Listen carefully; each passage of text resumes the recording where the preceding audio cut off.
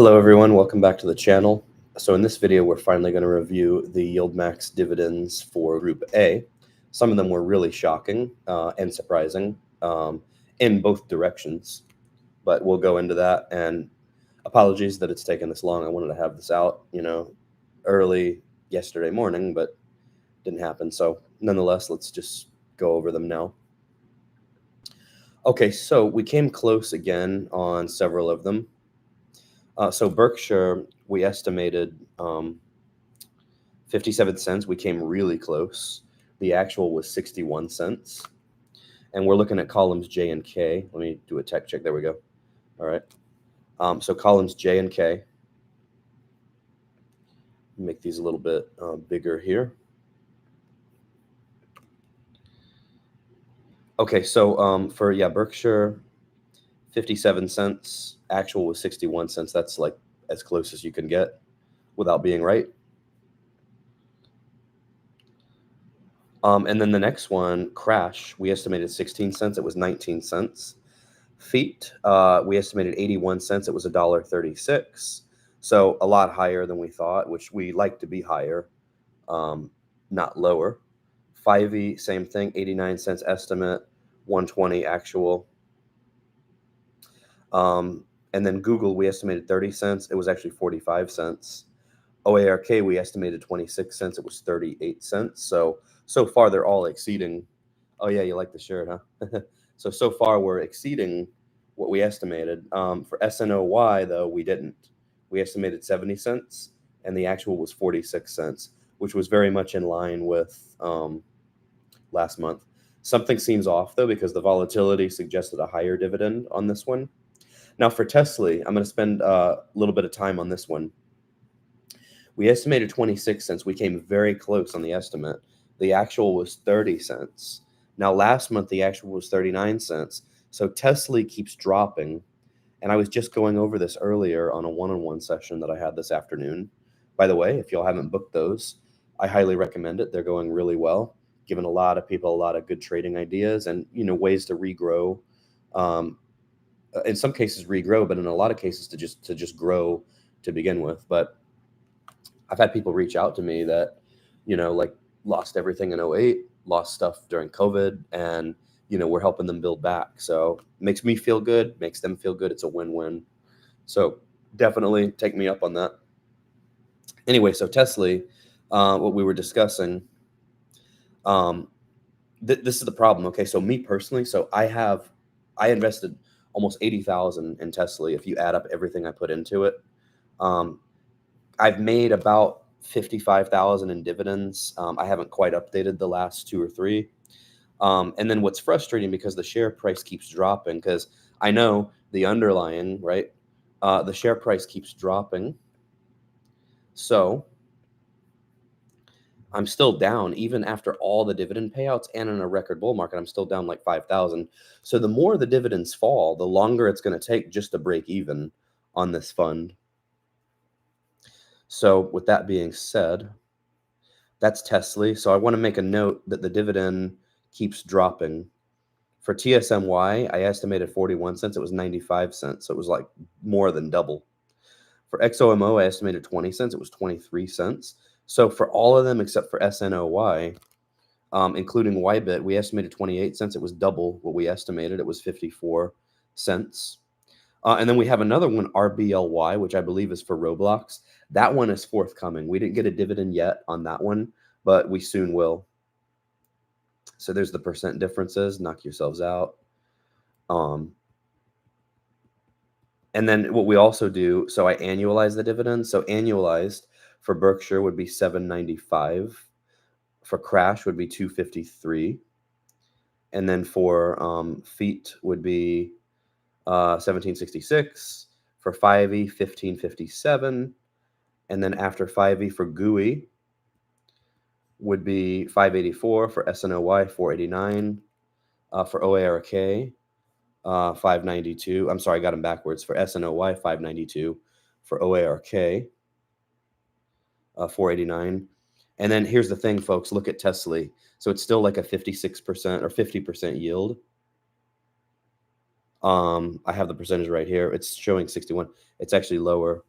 But the thing is, it's $3.91 annualized in dividends. So you all will have to decide whether you want to stay in it, ride it out, or possibly get out of it. Like I've been telling my one-on-ones, I think I may dump it at the end of the year, or just write it out into oblivion, as they say. By the way, if you're on, please remember to smash that like button. Helps the algorithm. But yeah, what I'm saying with TSLY, I hope none of these funds would go bankrupt. But if I have to, I'll just nothing's going to change if I sell it. Well, it will if I sell it, but if I just write it out and just keep writing it down, like nothing's going to change. I'm already way down in the position, so worst comes to worst, I just keep collecting dividends. So anyway, that's for TSLY. So annualized 391 for TSMY 1240, 297 for XOMO, and then for YBIT 705. So our biggest yields in terms of annualized dollars are feet and 5e. As far as biggest total yields, they were also feet and 5e, followed by, I believe, TSMY. Very interesting. I used to hold that stock too. Fun fact. I've sold and churned out of a lot of stuff. Now what we do, because I'm highly anticipating daily dividends are going to become a reality, I'm calculating based on 250 business days in the year. So I'm calculating 3 cents for Berkshire, 1 cent for Crash. And then for the next one, for feet, I'm calculating 7 cents. For 5e, 6 cents. Let me just do this. And then for GUI, I'm calculating 2 cents, if I may put in my 2 cents. So a lot of them are 2 cents here. For OARK, 2 cents. For SNOY, also 2 cents. For TSLY, TSLY, 2 cents. 5 cents for TSMY, 1 cent for XOMO, and then for YBIT. And then here's what we would have for the same ones over here. If we invested $100,000, I should just change this column to, because it's a little confusing when it says with invest. I'll just say 100K invested. There we go. That'll make it make a little more sense. I like to make things make sense. So there we go. Dollars and cents, right? Okay, so I've been doing this now for several weeks. Okay, I think we're in business. Glad to see I did it for all of them here. I've really, since my last Jay interview, I've really ramped up my content strategy and stuff. And it's like the channel's been reborn, because some of you longtime followers know before I had Jay, the last time the channel was like just not getting many views, but we're doing a lot better now. And I appreciate you all. All right, so this would be, what are we doing here? So this is daily. So the daily dividends, this is what you would make: 67.01 on Berkshire, 221.28 on Crash, and then the others 201.82. This is just daily.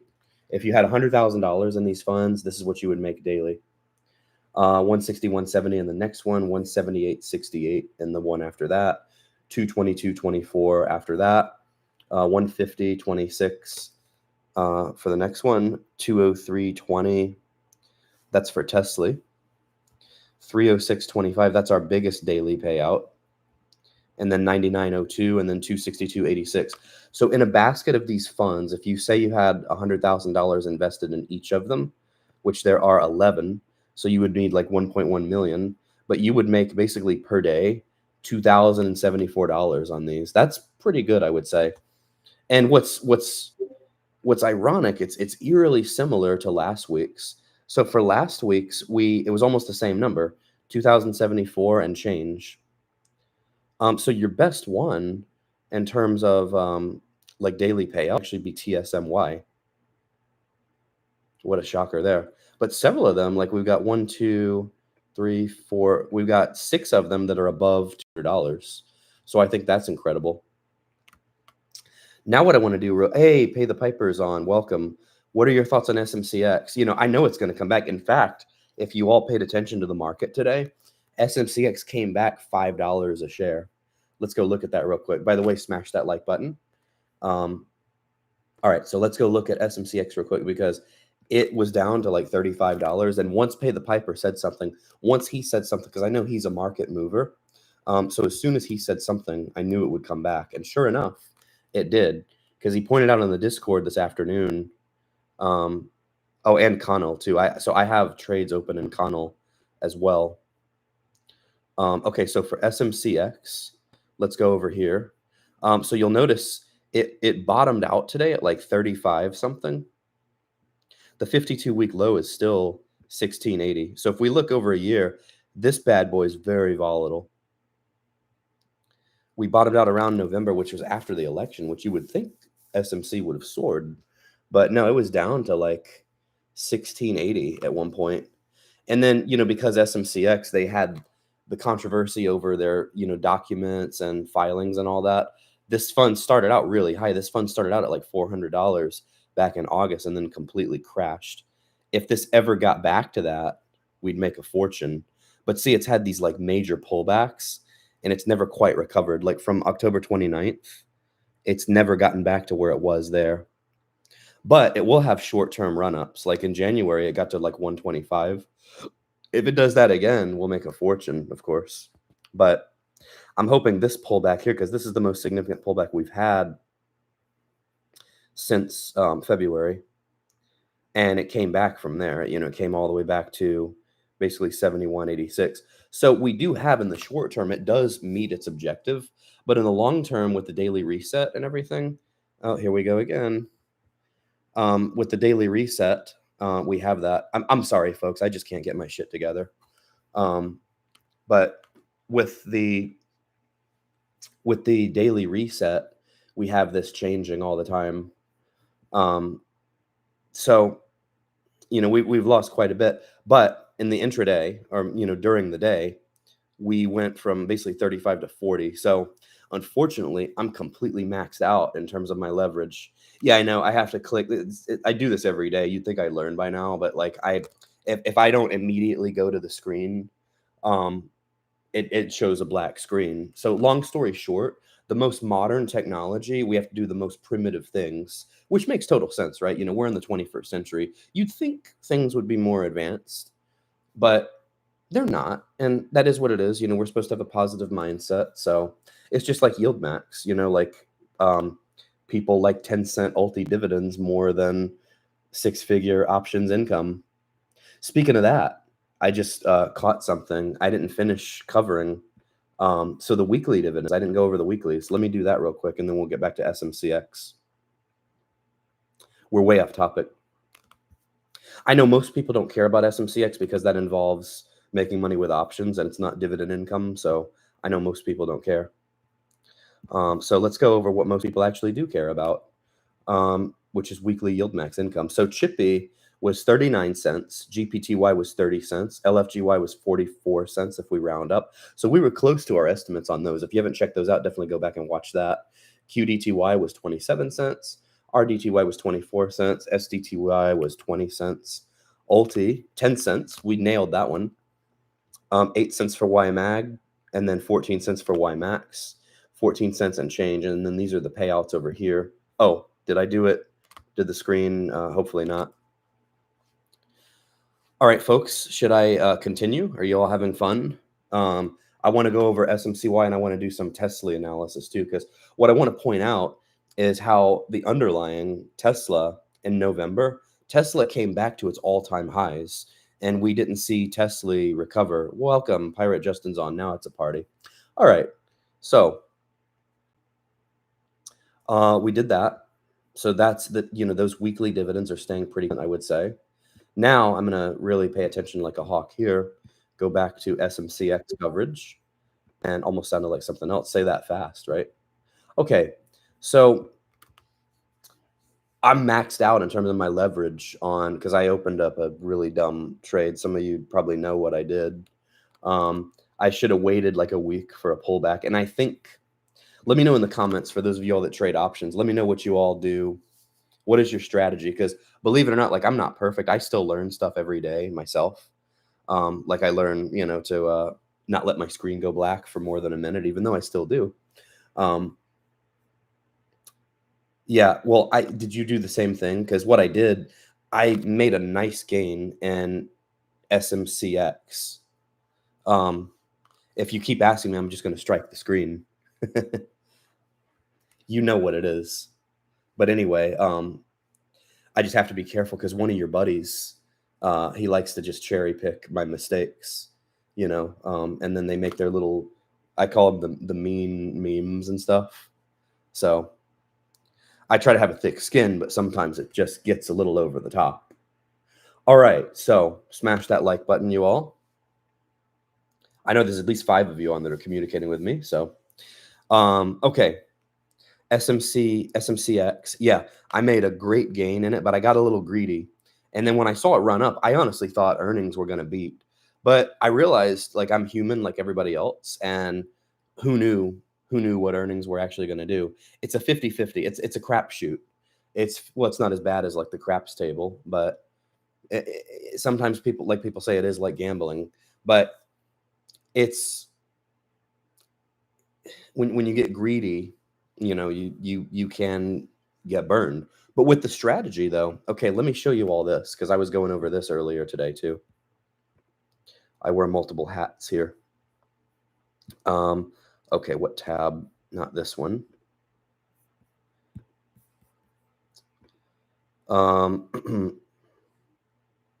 Here we go. Okay, so I'm going to share this tab over here. We're covering options content now. Oh, I try to. I certainly try to. The thing is, sometimes you get a fan that's also a hater that like they go back and forth.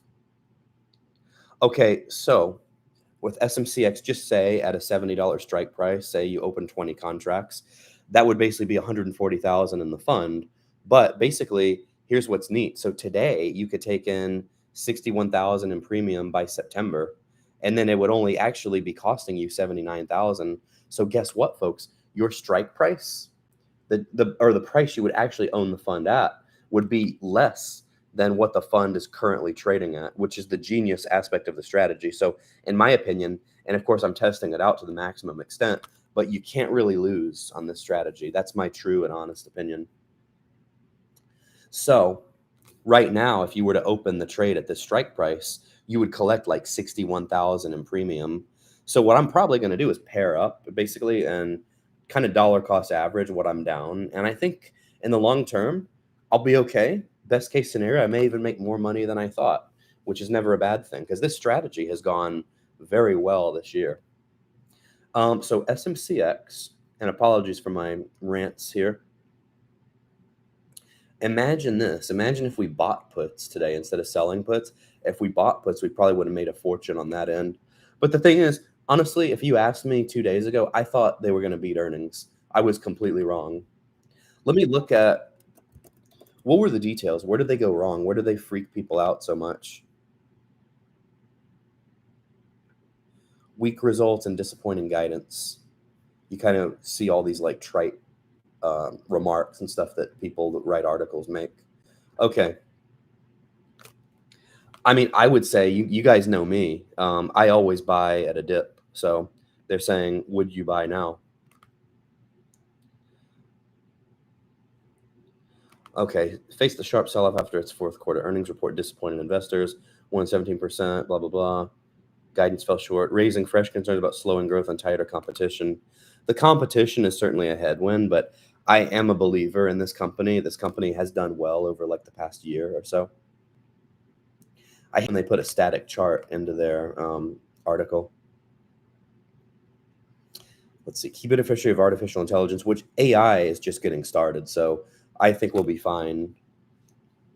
Let's see. So tremendous. Yeah, they had tremendous growth in fiscal 2024. However, the momentum appears to be cooling. That's not good, at least in the short term. In its latest quarter, revenue 5.8 billion. So here's what frustrates me about earnings. Okay, 5.8 billion, that was a 7.4 increase year over year, but yet we're down almost 30%. So what gives? Like, why? Okay, but they're saying, for instance, oh, see, so it slowed. That's why. While that's still growth, it marks a noticeable deceleration compared to previous quarters. So quarter three, we were 19.5%. 5.49% in quarter two, and a staggering 180.1 in quarter two. Here's what I'm going to say, and let me know what you think, Piper. Listen to this. Okay, so I have an interesting theory here. I think SMCI is a quarterly performer. And there's a lot of companies like that. There's another one I used to trade in and out of called Danaher. And it would always, and I missed that one. I forgot about it. I just reminded myself, but too late. But companies like this, they have certain quarters they perform great, and they have other quarters that they bomb. This company called Danaher was the same way. Every like second quarter, let me look that up real quick. Every second quarter, they would just like kill it in terms of earnings. And I could basically place a call, and it worked for me for like, I want to say 2 years in a row. Let me just look how it's done this year just to kind of fact check myself. I agree with Pirate Justin. I buy discounts as well. Tech check. Okay, good. The last thing we want is a black screen. Okay, so let's see quarterly. This is complete side rant here. This is bonus content. Okay, last earnings, missed on EPS, beat on revenue.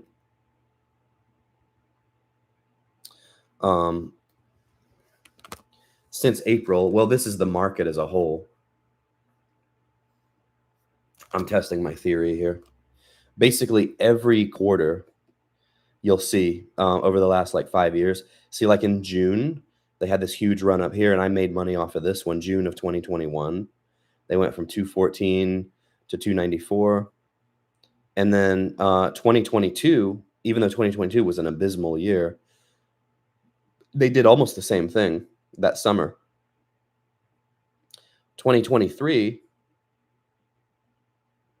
see, watch, same thing again, not as profound, but it went from 211 to 235. I got to somehow write this stuff down and remember this.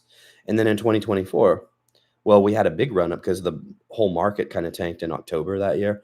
But from October to like March, we had a huge run. See that? Like $100. And then, but I'm specifically looking at June. We did it again in 2024, 246 all the way up to 276 by August. Now we're in the live case study of this now. This time, okay, when we started June, you'll notice a trend here. This is what I'm talking about a quarterly performer. So 189, and then we went from that to 204, but then we're kind of flat. So this year has kind of bucked the trend when it comes to this company. But I'm thinking with SMCI, and let me know, Piper, if you're still on, I think it might be, we might have a quarterly performer on our hands, which means some quarters they do great, other quarters they bomb. So it could be in the earnings history of SMCI, it could just be that this most recent quarterly earnings, I think were we on quarter 3 or quarter 4? It has to do with the fiscal year. Let's see, I'm going to go to this site, earnings history here. All right. So we are completely out of YieldMax content. Not out of it. We're just covering one of my favorite companies right now. Okay, so it missed by like 4 cents. It missed in quarter 2 as well, but you'll notice we recovered. For some reason, let's see. Okay, so this is actually so the quarter ended in June. So here's the thing. We're going to see how well it did over the summer. I think the next quarterly earnings are going to be really good. So if we go back to 2022, we beat in this quarter. It doesn't label the quarters. It was a beat, slight beat, and then we missed in this quarter. We beat in the August quarter. We missed in the November quarter of 2023. Slight beat in January.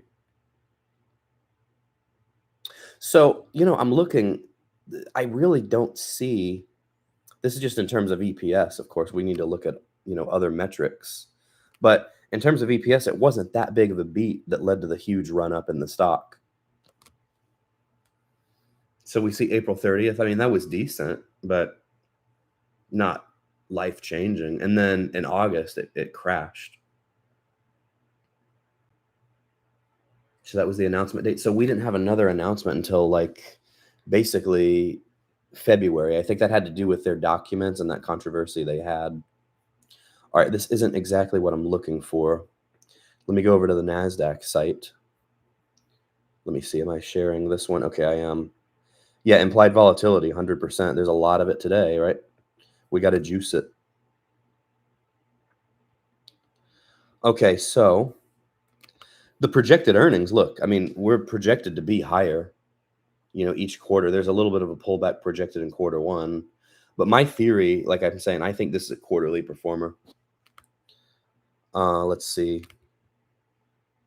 I don't delve too deeply into earnings. But let's see. This is what's coming.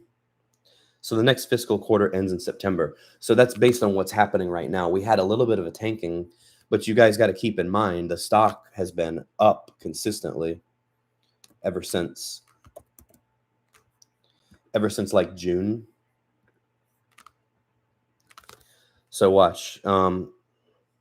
So if the fiscal quarter ended in June for this last time, that means the new quarter started basically June 30th. So look here. So we were starting at 49.01. We went as high as 60.71. So up until this drop, which I think we're going to recover from, we're still looking good. And I mean, we're flat basically, but over this period, we were doing good. So long story short, I think that earnings are going to be very good for it next quarter. Pirate Justin says shaking out weak hands. Yeah, probably. Mom asked if you want to watch the rest of Amy Bradley is Missing tomorrow night. Oh, sure. Why not? As long as I'm not doing a video. Okay. Last thing I want to look at is TSLY, because for those of you all that are super hardcore YieldMax fans, we need to level set. And again, I like the dividends. I like Jay. I like all the staff, really good people, hardworking, that know what they're doing and stuff. And my one-on-one person I talked to today asked some good questions. He's like, ask Jay, when they're able to trade like the way you're trading, why do we have these products that keep dropping? Why can't we have one? Basically what he was asking, why can't we have an ETF that does what I'm doing the way I trade? Because I'm up, I've made like 250,000 this year trading. He says, why can't we have that? Well, there's one called the Wheel, but I guess it's hard to translate it into a mass-produced ETF for the general public. But that is something I am going to ask Jay next time he's on. But what I want to point out real quick here is the chart for TSLY. I'm actually going to go to Seeking Alpha and then go over here. Okay, so for Seeking Alpha, so we're going to look at TSLY versus TSLY, because there's a key thing I want to point out to you all, and it's not recovering. I get it that the underlying is down, but this is something that if I end up selling TSLY and just salvage something, this is going to be the reason why. So pay close attention here. Let me move my let me see if I can move. Oh no, I can't move it. Darn it. Okay, well, we'll have to just do this. Okay, so what I want you all to notice here, we were tracking very close with the two up until, when the election occurred. And then Tesla stock started going way up. But TSLY captured very little of that upside. And we peaked out to where Tesla was up 139%. And TSLY was only up 27.52%. So see this wide gap. When Tesla shot up as high as it did, TSLY really didn't recover. I mean, it did. I want to say it doubled, but it had a long way to go. For long-term holders in TSLY, it had a long way to go.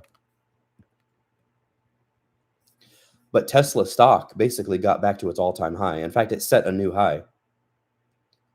See, from November 2021, we got up to 436.23.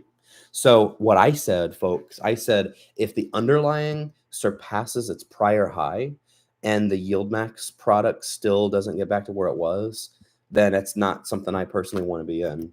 And I'm just being honest. You see? And I know it's hard to capture upside, but look at this chart, 5 years, it's pretty much, you see, it's like a downward J curve. No pun intended. We normally like J. We like J curves. But, okay, we went from from August. Hold on here. Let me go here. So we started 2024. The sad part, we ended 2024 lower than we started out with TSLY, but the underlying surged to an all-time high. So they really, in my opinion, didn't do a good job capturing the upside there, which is why we're now down to a 30-cent dividend for TSLY. So see, even though we did come back, it was just, this is why I didn't sell. That was the selling point in the last, basically, in the last year and a half. The selling point was December 2024, particularly, what was it, December, mid-December. But see, after the underlying, what I want you all to take away from this, after the underlying surged to all-time highs, the YieldMax product still did not even get back to where it was. So, all right, I'm going to end it on that note. Thank you all so much for tuning in. Please remember to like, comment, and subscribe, and join Discord, and we will see you all in the next one. Take care. Have a good night. Bye.